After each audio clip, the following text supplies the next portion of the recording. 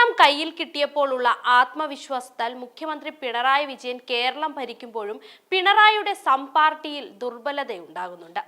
കോൺഗ്രസിനെ കുറ്റം പറഞ്ഞ് ഒടുവിൽ പരിവാർ പാളയത്തിലേക്ക് CPM-ൽ നിന്നാണ് കുത്തിയൊലിപ്പ് നടക്കുന്നത്.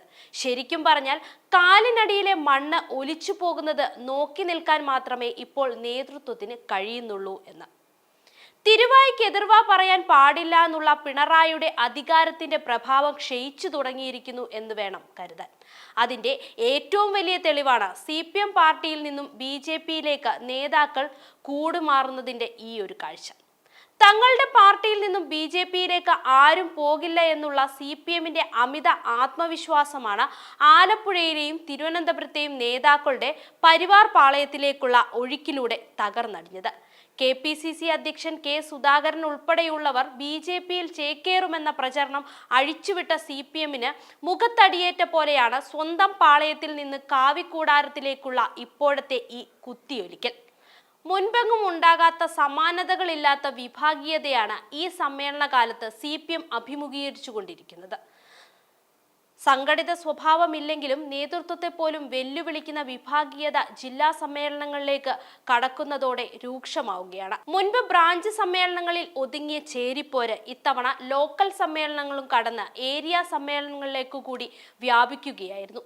ചേരിപ്പോരും വിഭാഗീയതയും വെച്ചുപൊറുപ്പിക്കില്ലെന്ന് സംസ്ഥാന സെക്രട്ടറി പറയുമ്പോഴും MV ഗോവിന്ദനെ പോലും വെല്ലുവിളിച്ചാണ് പ്രാദേശിക നേതാക്കളുടെ തമ്മിലടിയും പോർവിളിയും. PS പിണറായി പക്ഷങ്ങൾ തമ്മിൽ ന്യായ വ്യതിയാനത്തിന്റെയോ ഭരണവീഴ്ചയുടെയോ ഒക്കെ പേരിലായിരുന്നു പ്രശ്നങ്ങൾ നടന്നിരുന്നത്. അത് സ്വാഭാവികമായും അങ്ങനെ നടക്കും. എന്നാൽ ഇപ്പോൾ പാർട്ടിയിൽ ഉരുണ്ടുകൂടുന്ന പ്രശ്നങ്ങൾ കസേര ഇളക്കുന്നതും കസേര കിട്ടാത്തതുമൊക്കെയാണ് ചർച്ചയാവുന്നത്. ഇതാണ് പാർട്ടി വിടാനും തള്ളി പറയാനുമൊക്കെ കാരണമാകുന്നതും എന്നത് ശ്രദ്ധേയമാണ്.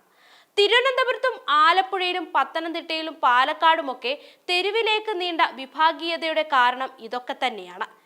ഇക്കാലമത്രയും നേതൃപദവികളിൽ ഇരുന്നവരാണ് പുതിയ നേതൃത്വം വരുന്നതിനുള്ള അസഹിഷ്ണുത കാരണം ചേരിതിരിവ് ഉണ്ടാക്കുന്നതും മറുകണ്ഠം ചാടുന്നതും. BJP-യിലേക്കാണ് ഒരു രാഷ്ട്രീയ ധാർമ്മികതയുമില്ലാതെ വിമതരിൽ മിക്കവരുടെയും കൂറുമാറ്റമെന്നത് CPM-ന് ഏറെ തലവേദന ഉണ്ടാക്കുന്നുണ്ട്.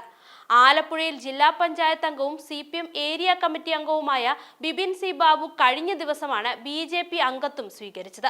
തിരുവനന്തപുരം മംഗലപുരത്ത് 2 തവണ ഏരിയ സെക്രട്ടറി കസേരയിൽ ഇരുന്ന മധു മുല്ലശ്ശേരിയും BJP-യിലേക്ക് ചേക്കേറാനുള്ള ഒരുക്കവുമാണ്. CPM-ലെ അസംതൃപ്തരെ തങ്ങളുടെ പാളയത്തിൽ എത്തിക്കാനുള്ള പണി BJP-യും തകൃതിയായി നടത്തുന്നുമുണ്ട്.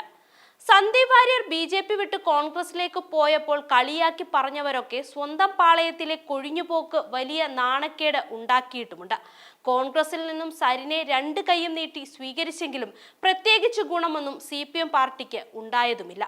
ചുരുക്കി പറഞ്ഞാൽ ഉത്തരത്തിലിരിക്കുന്നത് കിട്ടിയതുമില്ല, കക്ഷത്തിലിരിക്കുന്നത് പോവുകയും ചെയ്തു എന്നതാണ് CPM-ന്റെ ഇപ്പോഴത്തെ അവസ്ഥ.